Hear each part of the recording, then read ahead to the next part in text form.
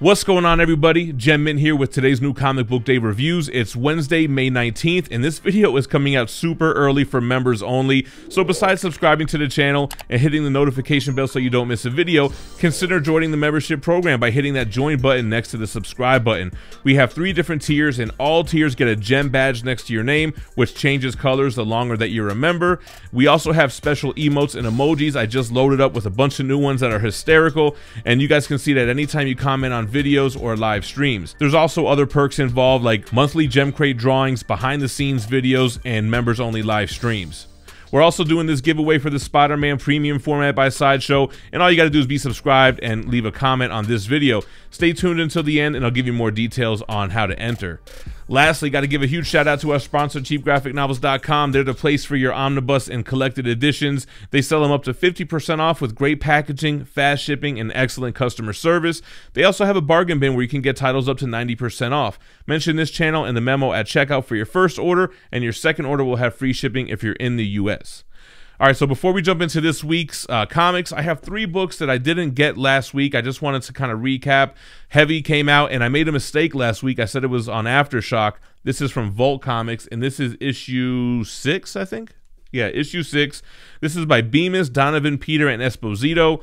This is a crazy title, man. It starts off super X-rated in this issue. Basically, the heavies are the afterworld's mercenaries, kind of work for hire, killers for hire.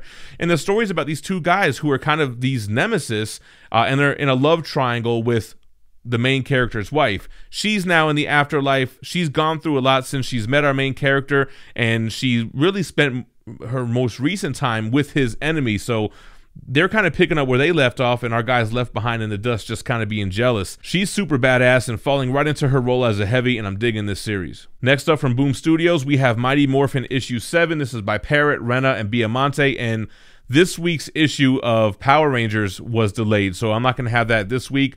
Amazing cover by In-Hyuk Lee. I love the stuff he's been doing.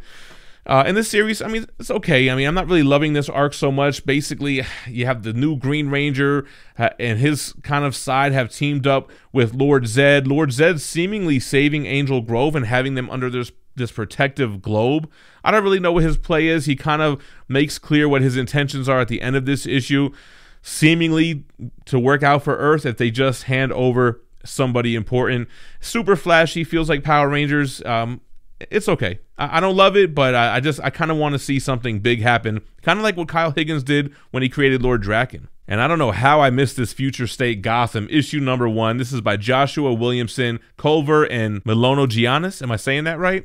I don't know how I missed this because the Batman stuff was some of my favorite stuff during Future State, the Magistrate and all that stuff. And like everyone said, this reads, it's like a manga. It's a black and white Red Hood story following his kind of role through Future State as a mask hunter, him joining the Peacekeepers. Super interesting, has a backup story that's also black and white, which kind of felt less manga and more like TMNT Mirage 1980s comics. But I really like the story. Red Hood, very Akira style, with the big motorcycle and big environmental shots. Batman leaving, or seemingly leaving, this big bat symbol crater in the city. So definitely happy I went back and picked this up, and I'm going to continue to read Future State for sure. All right, guys, we're going to start off this week's books with the Marvel books. This is Daredevil issue 30 by Chip Zdarsky, Cicchetto, Hawthorne, D, Benedetto, and Menez. Digging the series, man. It doesn't feel like the strongest Chip Zdarsky book anymore, which is funny. He's been doing so many other things on Image, on DC, that the Daredevil book is kind of just on autopilot for me. I mean, I'm digging Elektra as Daredevil. She's super badass. She's kind of got this little trainee that she's running around with, almost like her Robin, which kind of shows Elektra that she might not have been ready right now. Matt Murdock trying to do his time as Daredevil for accidentally killing a guy. Just continuing the story. It kind of feels like something big needs to happen that's Daredevil oriented, not like outside influence like King in Black. I think we need something to really jump off here to get me excited again, but it's still a good read. Moving over to Wolverine, Benjamin Percy joined by Eaton, Mayer, Jr., and Wilson. So this is issue 12, and we're continuing with this Wolverine vampire story, Dracula story. They're wanting to feast on his blood, which makes them daywalkers. Omega Red's in the mix, and he's kind of playing both sides. I'm not really sure if his intentions are to double cross the mutants? Or is he going to double cross the vampires? Is he going to double cross everybody is what it seems like. It's an okay story. I mean, it's not the best Wolverine story. I'm glad to see it's doing its own thing now and it's not being kind of overrun by tie-ins and such. But it's just kind of like, you know, nothing really big happened here. It's just kind of going through the motions. So I'm looking forward for it to do something. All right, then we have Way of X issue 2. This is by Spurrier, Quinn, and Tartaglia. So very much a Nightcrawler and Legion story. They have the Patchwork Man who's haunting mutants' dreams in Krakoa. They're trying to figure out who it is. And we find out who it is at the end of this issue. I was surprised, but if you think about it, it makes sense. So Legion becoming part of the Resurrection Protocol. Super interesting how he's finally killed off so that he can be resurrected. Kind of interesting and a very cool scene. So yeah, kind of fun. I like where they're going with this. It's kind of a throwback to the old school Legion comics. And it's definitely a next title that I'm digging. Okay, moving on over to Heroes Reborn issue 3 by Jason Aaron. You have Federico Vincentini and Matt Milla. So all of these Heroes Reborn titles are focusing on different characters. This one is focusing on the Blur, which is this Flash type character, this speedster. And I can't remember who he's supposed to be, what version of this hero he's supposed to be. Is it supposed to be Quicksilver? We do have him go up against this version of the Scarlet Witch. I forget what they call her, the Silver Witch, I think it is. And I think she's a mixture of Quicksilver and Scarlet Witch. Anyway, I like how she does like a little throwback to House of M here. And they do have a backup story here which brings back around Blade with Captain America and basically trying to figure out what happened in this timeline. How did they get into this world? Like we've said before, it's very Age of Apocalypse, very much Flashpoint. They're in this alternate world. Blade and Captain America don't really know how they got there, but other people start to notice too. If we remember on the end of issue 1, the Hulk seems to know that everything isn't right, and he's like Savage Hulk. So it's like even like this mindless beast knew something was off. This one, I didn't like it at first, but I ended up liking the Blur character and what they did with him. It felt very much like a Flash story, though. All right, then we had an Immortal Hulk one-shot. We know that Immortal Hulk is ending at issue 50 now, and all of the little one-shots have been pretty strong. This is by Al Ewing, also written by Pat Nadell. You have Vaughn, Ferreira, and Nolan. So this one, you don't really need to read this to be tied into the main Hulk storyline, but it's a good story of like the Green Door, even back in the year 50 BC or whatever it was, and kind of the story of this tribe who sacrifices somebody to this green eye that turns him into like a Hulk type creature. So I don't know why they're telling the story or where it's going to play in the overall Immortal Hulk story. I don't know that it is, but it's just kind of showing us that these Hulk type characters and the Green Door has been around for a really long time. I like the art style on this. It was very similar to Immortal Hulk, but it wasn't as out there. It still had like a little bit of a horror aspect to it, but it felt a little bit more like it took it a little bit more serious, and I thought it was a great issue. Moving on to Fantastic Four Life Story issue 1. This is the 1960s by Mark Russell, Sean Izaakse, and Nolan Woodard. So I was excited when I saw Fantastic Four was getting a life story, but I was a little disappointed when it wasn't Chip Zdarsky. He did the Spider-Man life story, and this is the next kind of character or team that Marvel is taking a crack at.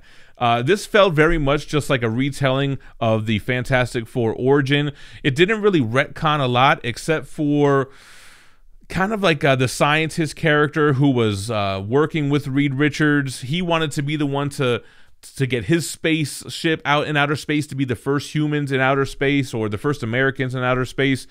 So he kind of gets sidelined, and that plays a part later in the story.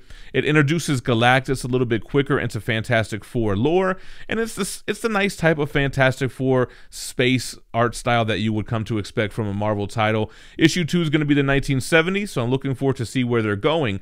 Similar to Spider-Man life story, it hasn't gone off the rails yet, but we'll see what happens as it gets further along in this little mini-series. Moving on over to the Black Knight Ebony Blade issue 3. This is by, I don't even see who it's by because it looks like we got the variant cover here. Pick of the Week. The weakest book. I did not like this one whatsoever. The reason why I liked issues 1 and 2 was I liked the dialogue from the Black Knight with the other Avengers and kind of like this different take on a superhero. This book didn't have any of that. It was just this super boring battle where Black Knight and other characters were seeing like these ghosts of people telling them what they want to hear. Hey, you're doing a great job. Captain America ghost telling the Black Swordsman that, hey, you know what, we think you should come back and lead the Avengers. But it was just a super boring. I hate Camelot, Moreland, and all that kind of stuff. So worst book out of the poll for me. Last one from Marvel, we have another Shang-Chi issue 1. This is Shang-Chi vs. the Marvel Universe by Jean Luen Yang, Dyke Ruan, and Triana Farrell. So, you know, they came out with a Shang-Chi #1 recently. I didn't really enjoy it. I don't know if that series is still ongoing, but Marvel's trying to build up some hype for the movie.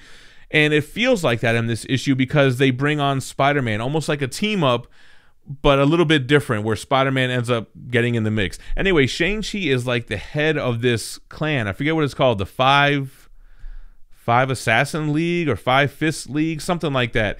I like the sister as Esme that they introduce here. The sister character is funny, man, and she's kind of like a little Damian Wayne type of kid who's down to kill, ready to kill. Please, please, can I stab the guy? So that was kind of interesting. I felt like the Spider-Man stuff wasn't needed, but I did like the banter between Esme and Spider-Man.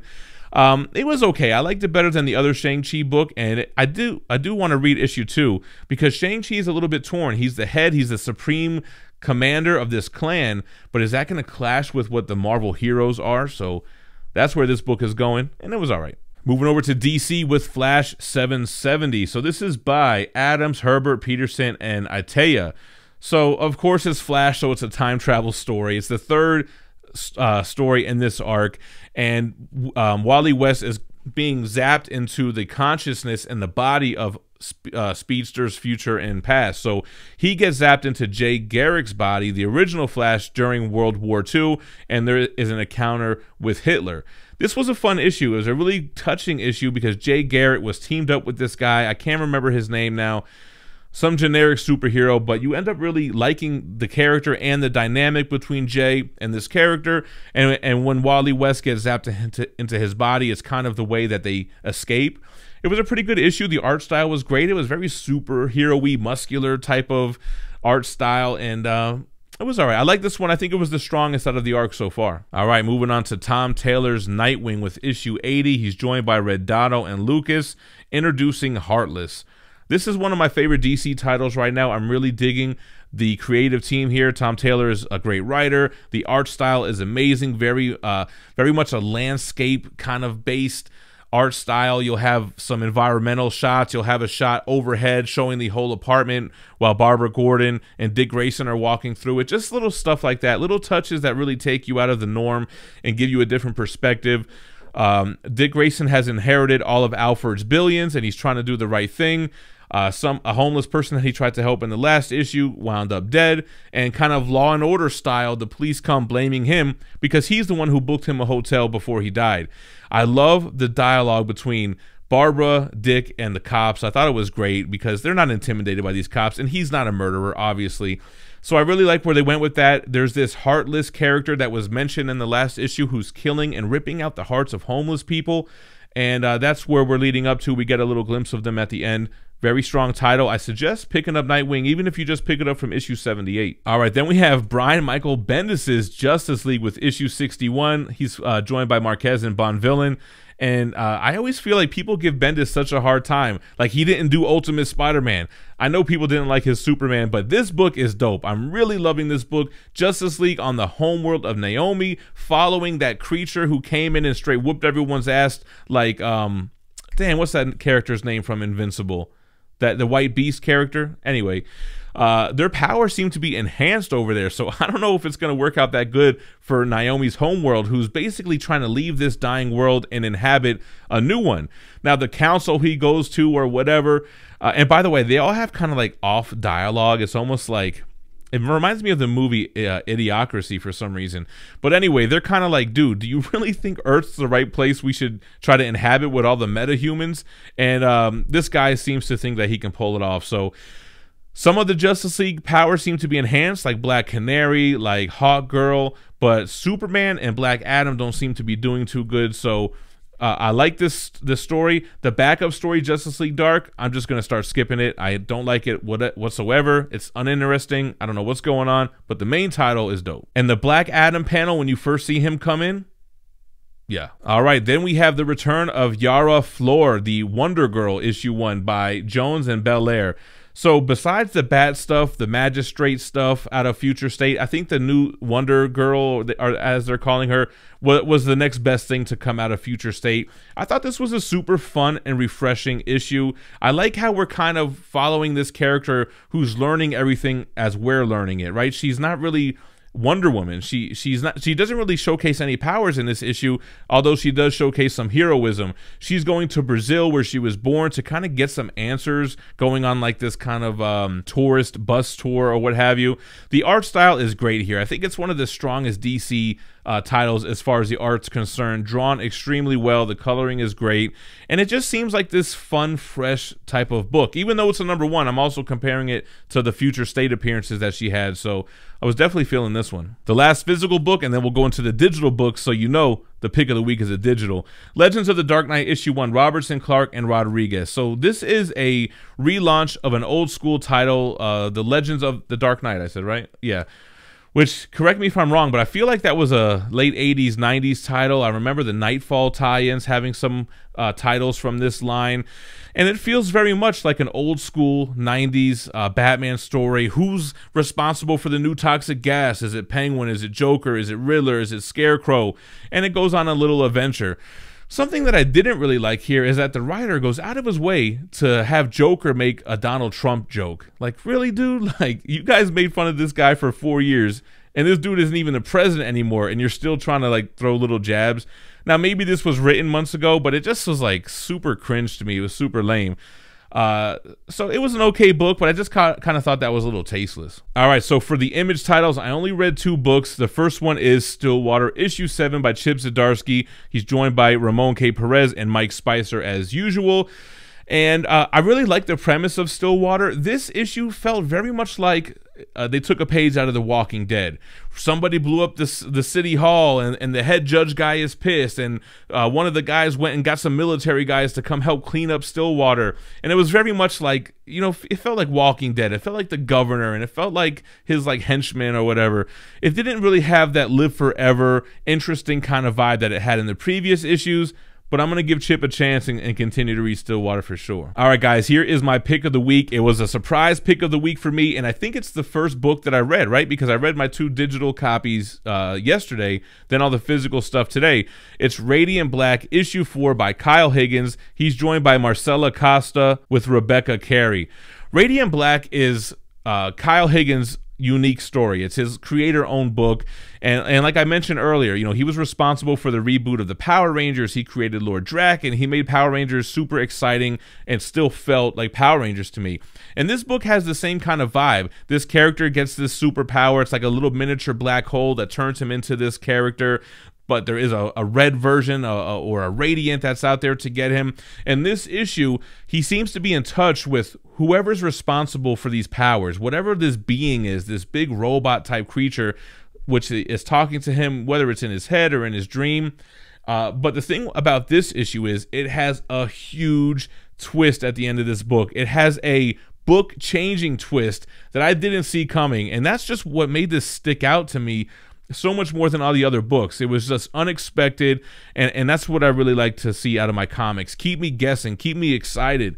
The art style, as you can see on the cover here, is amazing. It's vibrant, it's exciting, it's fun, just like the Power Rangers stuff. But this is brand new territory, and I feel like it's a little bit more mature. Like, the character that we're centered around is a failed writer. He had to move back to home. He didn't want to live with his parents. He feels like I said, like a failure. And now we have this superhero aspect thrown into it, again, with this huge twist. So those are this week's books. Let me know what your favorite book was in the comments down below. Like I said, we're giving away a Spider-Man premium format once we hit 125,000 subscribers. All you got to do is be subscribed and leave a comment on this video and any video where I promoted the giveaway. Once I hit the milestone, we'll go live on Sunday like we always do, pick a random video where I promoted the giveaway, and use a random YouTube comment generator to draw a worldwide winner. As always, I appreciate you guys watching, but don't go anywhere. Check out last week's new comic book day reviews if you missed them, and stay tuned for this Friday where I count down my top 10 favorite books along with Rockin' Robbie Billups from Pop Culture Philosophers. Stay minty fresh. Peace.